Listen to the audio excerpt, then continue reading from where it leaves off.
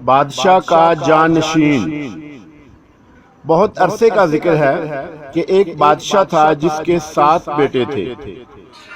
ایک دن اس نے اپنے بیٹوں سے کہا کہ اب وقت آ گیا ہے وہ اپنے لیے بیویاں تلاش کر لیں۔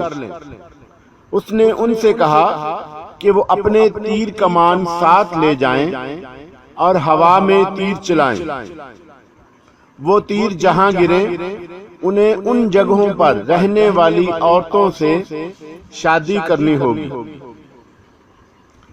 6 شہزادوں کے تیر دوسری بادشاہتوں میں جا گرے اور انہوں نے شہزادیوں سے شادی کر لی۔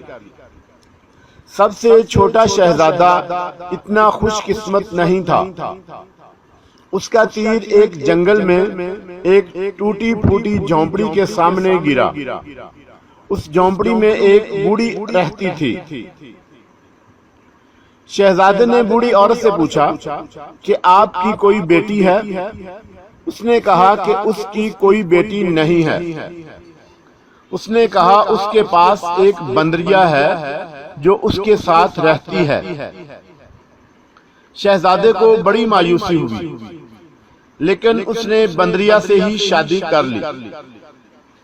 کچھ عرصے کے بعد بادشاہ نے محسوس کیا کہ اس کا آخری وقت آن پہنچا ہے۔ ایک اس کا جانشین ہونا چاہیے۔ اس نے اس مقصد کے لیے 3 امتحانوں کا منصوبہ بنایا اور کہا کہ جو بھی ان 3 امتحانوں میں پورا اترے گا وہ بادشاہ بن جائے گا۔ پہلے امتحان کے لیے بادشاہ نے یہ مطالبہ کیا کہ شہزادی کے ہاتھ سے بنا ہوا خوبصورت کپڑا پیش کریں۔ یہ کپڑا اس قسم کا ہونا چاہیے جو پہلے کبھی کسی نے نہ دیکھا ہو۔ 7 شہزادے اس قدر پریشان تھے کہ وہ بلک پر لیٹ کر چیخنے لگا۔ اس کی بیوی بندریا نے اسے پوچھا کہ مسئلہ کیا ہے؟ اس نے چلا کر کہا مجھے اکیلا چھوڑ دو، تم بیکار اور بدصورت چیز ہو، تمہاری وجہ سے میں کبھی بادشاہ نہیں بنوں گا۔ پھر بھی وہ بندریا اس سے مسلسل پوچھتی رہی کہ آخر بات کیا ہے۔ تو بالآخر شہزادے نے وجہ بتائی کہ وہ کیوں چیخ رہا ہے۔ بندریا نے اس سے کہا کہ فکر کرنے کی کوئی ضرورت نہیں، وہ اس مسئلے سے خود نبٹ لے گی۔ شہزادے نے تنزیہ کہا کہ تم کیا کر سکتی ہو، تم تو محض ایک بندریا ہو۔ آخرکار بادشاہ کو کپڑے پیش کرنے کا دن آ پہنچا۔ شہزادوں نے ایک کے بعد دوسرے کپڑے پیش کیے اور ہر کپڑا دوسرے کپڑے سے بہتر نظر آتا تھا۔ آخری لمحے پر بندریا کی باری آئی اور اس نے اپنے کپڑے پیش کیے۔ وہ تمام کپڑوں میں سب سے زیادہ خوبصورت تھے اور خالص ریشم سے بنے ہوئے تھے اور ان پر بیش قیمت جواہرات ٹنکے ہوئے تھے۔ سب سے چھوٹا شہزادہ ہکا بکا رہ گیا۔ بادشاہ نے بندریا کے بنائے ہوئے کپڑوں کو سب سے اچھے کپڑے قرار دیا۔ اس کے بعد بادشاہ نے دوسرا امتحان پیش کیا۔ اس نے کہا کہ ایک دعوت کا انتظار کرو، میں تمہارے گھروں میں آؤں گا اور تمہارا کھانا کھا کر دیکھوں گا کہ کس کے گھر میں سب سے اچھا کھانا پکا ہے۔ سب سے چھوٹا شہزادہ پھر اپنے پلنگ پر جا کر لیٹ گیا اور دوبارہ سے چیخنے لگا۔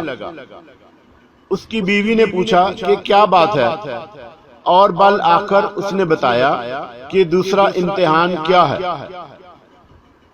اس نے کہا جاؤ آرام کرو، اس دعوت کا انتظام مجھ پر چھوڑ دو۔ شہزادہ سخت تعجب میں تھا اور سوچ رہا تھا کہ آخر بندریا کس طرح اس امتحان سے گزرے گی۔ وہ جھوٹ موٹ سوتا ہوا بن کر لیٹ گیا، اور جب اس نے سوچا کہ اب کافی وقت گزر چکا ہے، وہ اٹھا اور یہ دیکھنے گیا کہ اس کی بیوی کیا کر رہی ہے۔ وہ دیکھ کر حیران رہ گیا کہ اس کی بیوی نے بندریا کی کھال اتار رکھی تھی، اور وہ جو عام طور پر پہنے رہتی تھی۔ وہ ایک نہایت خوبصورت پری تھی، اتنی خوبصورت کہ وہ اس کا تصور بھی نہیں کر سکتا تھا۔ اس نے دیکھا کہ وہ پریشان ہے اور پریوں کو بلا رہی ہے، اور ان سب نے مل کر دعوت کی تیاری شروع کر دی۔ جب شہزادے نے یہ دیکھا تو وہ پری کتنی خوبصورت ہے، تو اس نے اس بندریا کی کھال جلانے کا فیصلہ کیا۔ بندریا نے اسے ایسا کرتے ہوئے دیکھ لیا اور بہت پریشان ہوئی۔ وہ اور دوسری پریاں غائب ہو گئیں اور دعوت کے لیے تیار کھانا چھوڑ گئیں۔ جب بادشاہ نے 7 شہزادوں کی دعوتوں کے لیے تیار کیے ہوئے کھانے کا ذائقہ لیا تو اس نے پری کا تیار کیا ہوا کھانا سب سے زیادہ مزیدار قرار دیا۔ اس کے بعد چھوٹا شہزادہ پری کی تلاش میں نکل کھڑا ہوا۔ وہ سب سے پہلے بوڑھی عورت کے جھونپڑے پر گیا جہاں وہ بندریا سے ملا تھا اور جو پری نکلی تھی۔ جب اس نے بوڑھی عورت سے پوچھا کہ اس نے پری دیکھی ہے تو اس نے کہا کہ اب وہ پری کبھی نہیں بنے گی۔